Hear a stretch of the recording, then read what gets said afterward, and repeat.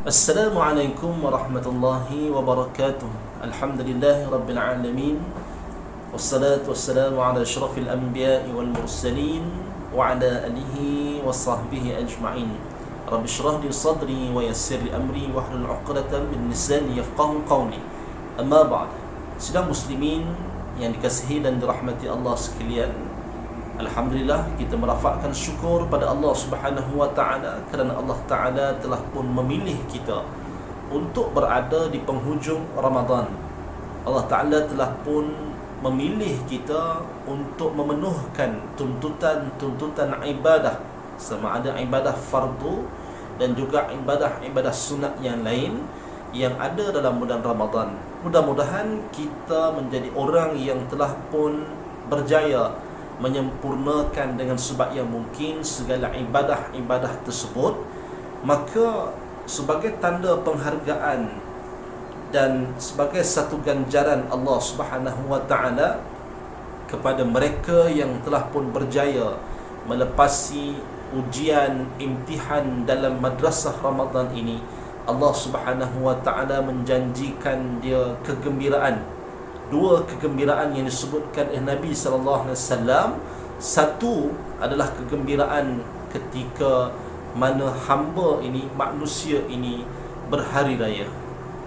Dan yang keduanya, kegembiraan ketika mana manusia ini berada di akhirat nanti dapat berjumpa dengan Allah Subhanahu wa taala.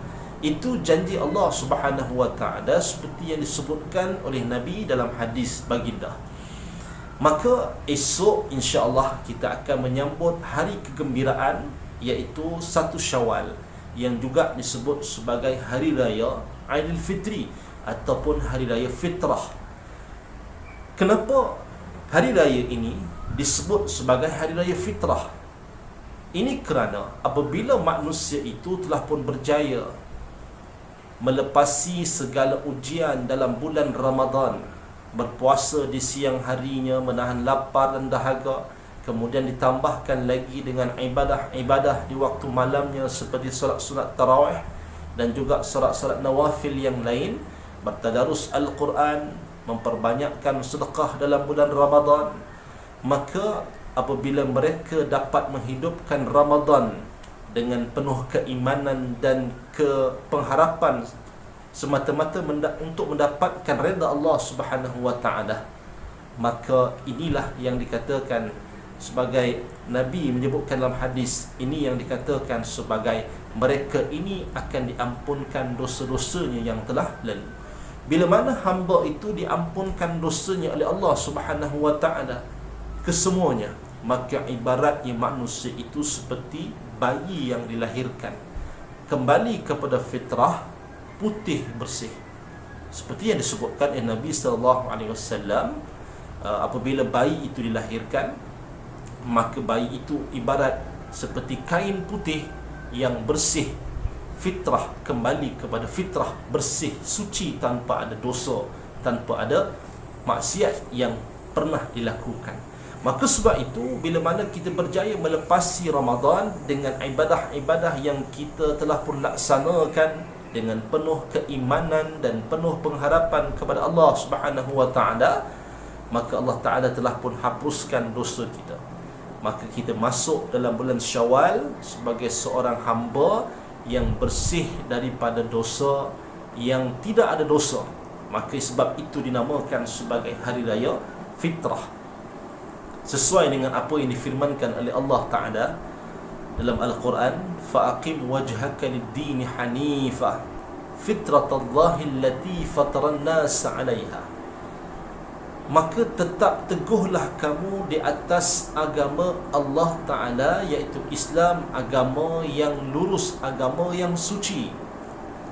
Fitratallahi allati fataran nas 'alaiha, yang mana Allah taala telah pun fitrahkan manusia itu di atasnya, di atas jalan Islam. Maka kita masuk ke 1 Syawal, setelah kita melakukan ibadah-ibadah dalam bulan Ramadan, kita masuk dalam 1 Syawal sebagai hamba yang kembali kepada fitrah semula jadi kita, iaitu fitrah Islam, fitrah agama yang suci, yang sesuai dengan naluri manusia yang diciptakan oleh Allah Subhanahu wa taala, yang suka kepada kebaikan, yang suka kepada kemuliaan, yang suka kepada kebersihan, yang suka kepada apa sahaja yang dijadikan baik oleh Allah Subhanahu wa taala. Sidang muslimin yang dikasihi dan dirahmati Allah sekalian, pada pertemuan kita kali ini ingin saya kongsikan beberapa tips ataupun beberapa perkara sunat yang ditunjukkan oleh baginda Rasulullah sallallahu alaihi wasallam, bagaimana kita nak menyambut Syawal, menyambut hari kegembiraan untuk kita. Ramai manusia yang membuat persiapan fizikal semata-mata dengan memperhiaskan rumah mereka dengan perhiasan-perhiasan yang cantik-cantik, hanya mempersiapkan pakaian untuk dipakai pada Syawal, mempersiapkan juadah, kuih raya dan sebagainya. Tetapi lebih daripada itu, sebenarnya tuntutan untuk kita menyambut Syawal itu adalah lebih kepada kerohanian, lebih kepada persiapan kerohanian, sesuai dengan erti kemenangan yang disambut dalam satu Syawal itu, iaitu sebagai tanda kita bersyukur di atas kejayaan melepasi madrasah Ramadan yang lalu. Sidang muslimin rahimakumullah, Nabi sallallahu alaihi wasallam menunjukkan perkara-perkara yang dilakukan oleh baginda, lantas ianya dinamakan sebagai amalan-amalan sunat yang boleh kita lakukan esok satu Syawal.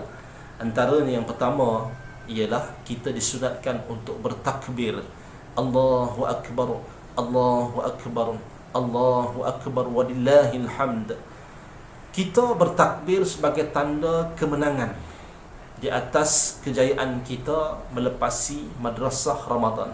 Maka bertakbirlah bermula daripada nampaknya kita, kelihatannya kita anak bulan Syawal pada malam hari raya itu, dan sehinggalah imam menyelesaikan khutbahnya. Itulah takbir yang perlu dilaungkan dengan penuh semangat sebagai tanda kita bersyukur di atas kemenangan yang Allah Ta'ala kurniakan kepada kita.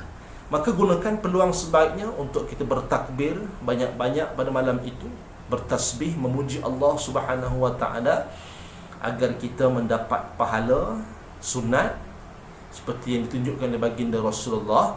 Kita perbanyakkan takbir, tasbih, mudah-mudahan itu menjadi satu ibadah kepada kita. Yang kedua, kita juga disunatkan untuk melafazkan ucapan selamat kepada rakan-rakan kita, kepada ahli keluarga kita, dengan mungkin ucapan selamat hari raya, sebagai tanda kita menghargai, appreciate kejayaan mereka juga. Tetapi ada ucapan yang ditunjukkan yang telah pun diajarkan oleh baginda Rasulullah kepada kita, iaitu dengan ucapan taqabbalallahu minka, mudah-mudahan Allah Ta'ala menerima segala amalan kamu. Itu antara ucapan yang diajarkan oleh baginda Rasulullah kepada kita, sebagai tanda kita appreciate dan juga mendoakan sahabat kita itu agar amalan mereka sepanjang bulan Ramadan diterima oleh Allah Subhanahu wa Ta'ala. Kemudian di pagi satu Syawal, maka kita disunatkan untuk mandi sunat Aidil Fitri. Semua, sama ada yang akan pergi ke solat sunat Aidil Fitri ataupun tidak, maka mereka ini disunatkan untuk mandi. Mandi di sini sama seperti dengan mandi wajib, maknanya dia perlu meratakan air ke seluruh tubuh badannya dengan niat sunat Idul Fitri, maka dia akan dapat pahala sunat. Kemudian sebelum kita bertolak ke tempat solat, didirikan solat sunat Idul Fitri, maka kita disunatkan untuk menjamah makanan, untuk kita makan dahulu. Dan Nabi tunjukkan dalam sirahnya bagaimana Nabi sebelum menuju ke tempat solat, Nabi akan makan buah kurma. Tidak semestinya kurma, apa saja makanan yang kita ada, silakan untuk menjamah sebagai satu simbolik bahawa pada hari itu telah pun diharamkan untuk kita berpuasa. bukan seperti semalamnya 30 Ramadan, esok kita diharamkan untuk berpuasa. Jadi simboliknya itu kita perlu untuk menjamah makanan sebelum kita bertolak, untuk menunaikan solat sunat Aidilfitri. Kemudian yang kelimanya, disunatkan kepada kita untuk memakai pakaian yang terbaik pada hari itu. Pakaian yang terbaik tidak semestinya pakaian yang baru. Apa saja pakaian yang kita dah ada dan pakaian itu merupakan pakaian yang terbaik, maka pakailah. Maka kita akan dapat pahala sunat. Kalau kita ada baju Melayu, silakan pakai baju Melayu yang terbaik, dengan sampingnya, dengan mungkin dengan tanjaknya, sebagai satu terjemahan di atas rasa kegembiraan kita melepasi madrasah Ramadan itu. Kemudian yang keenam, berjalan kaki menuju ke tempat solat Aidilfitri didirikan. Tapi oleh kerana kita dalam tempoh PKPB ini, maka kita tidak dibenarkan untuk pergi ke masjid untuk menunaikan solat Aidilfitri. Maka saya menggalakkan sidang muslimin sekalian agar kita mendirikan solat sunat Aidilfitri di rumah masing-masing, kecuali 12 orang ataupun 3 orang yang telah pun diberikan kebenaran sebagai satu syiar untuk menegakkan syiar di qaryah masing-masing, maka yang 3 orang ni boleh laksanakannya di masjid, tetapi yang lain lakukan di rumah. Kemudian yang ketujuh, mendirikan solat sunat Aidilfitri dan sunat untuk mendengar khutbah Aidilfitri. Kalau kita mampu untuk menyampaikan khutbah, membaca khutbah yang telah pun disediakan sebagai ketua rumah ataupun ketua keluarga, silakan baca. Selepas daripada solat sunat Aidilfitri, maka ketua keluarga baca dan didengari oleh anak-anak, isteri, dan sesiapa saja yang ada dalam rumah tersebut. Tetapi kalau tak mampu untuk membaca, menyampaikan khutbah, maka cukup dengan hanya mendirikan solat sunat Aidilfitri bersama dengan keluarga masing-masing di rumah. Kemudian yang ke-9, yang ke-8, kita disunatkan untuk bergembira di hari raya Aidilfitri. Hari raya Aidilfitri bukan waktu untuk kita bersedih-sedih, menangis, teresak-esak, teringatkan anak-anak di sana, di sini dan sebagainya. Tetapi hari raya Aidilfitri adalah waktu dan masa untuk kita bergembira. Maka sebab itu, apa yang kita telah pun lakukan sebelum-sebelum ini, dengan persiapan kuih rayanya, persiapan perhiasan rumahnya, itu adalah satu benda yang betul, bukan salah, cumanya tidak melampaui had ekonomi yang kita ada. Buatlah secara yang mampu yang kita boleh lakukan. Sidang muslimin yang dikasihi dan dirahmati Allah sekalian, yang ke-9, ini yang penting dan ramai yang tidak melakukannya. Nabi sallallahu alaihi wasallam menyebutkan dalam hadis, man shama ramadana thumma atba'ahu sittan min syawalin faka'annama shaba ad-dahr. Siapa yang berpuasa sebulan penuh Ramadan, kemudian diikuti dengan 6 puasa dalam bulan Syawal, maka kata Nabi sallallahu alaihi wasallam, seolah-olah dia telah pun berpuasa sepanjang tahun. Dia bukan berpuasa 30 hari sahaja, tetapi dia seolah-olah pahala yang dia akan dapat itu seperti dia berpuasa selama 365 hari. Masya-Allah, tuan-tuan. Jadi jangan tinggalkan puasa sunat 6 ini. Selepas daripada kita bergembira pada 1 Syawal, masuk 2 Syawal itu kita telah pun boleh disunatkan untuk kita berpuasa Syawal. Puasalah sebanyak 6 hari sebagai imbalan, sebagai satu check and balance. Sekiranya ada puasa-puasa Ramadan kita yang lalu itu ada yang lompong, ada yang terkurang, maka puasa 6 Syawal itu dia akan menampung kekurangan, kecacatan, kecelaan yang ada dalam puasa Ramadan kita, mudah-mudahan. Dan Sebagai akhirnya, sedang muslimin yang dikasihi dan dirahmati Allah sekalian, kita menyambut Syawal ini dalam keadaan yang pertamanya mestilah kita sesuaikan sambutan kita itu dengan ruh Ramadan. Sebab konsep sebenar sambutan Syawal adalah sebagai tanda kemenangan kita melepasi melepasi segala ujian dalam bulan Ramadan. Jadi kenalah sesuai bentuk dan acuan sambutan kita dalam bulan Syawal itu mestilah sesuai dengan konsep sebenar ruh Ramadan. Yang keduanya, buatlah persiapan yang terbaik untuk diri dan keluarga kita sebagai tanda kegembiraan, tetapi pastikan kita tidak menjadi orang yang melampaui batas. Dalam arti kata lain, berbelanja mengikut kemampuan ekonomi yang kita ada. Itu yang paling penting. Jangan sampai kita berhutang, jangan sampai kita membazir, kerana pembaziran itu suatu yang tidak baik. Itu adalah contoh yang telah pun ditunjukkan oleh syaitan.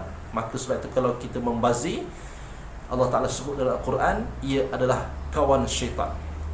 Saudara muslimin rahimakumullah, di akhirnya saya sebagai imam satu masjid kampung Sungai Lang Baru ingin mengucapkan selamat Hari Raya Aidil Fitri minal aidin wal faizin taqabbalallahu minkum, dengan ucapan semoga amalan kita yang telah kita laksanakan sepanjang Ramadan lalu diterima oleh Allah Subhanahu wa taala. Sekian, wassalamualaikum warahmatullahi wabarakatuh.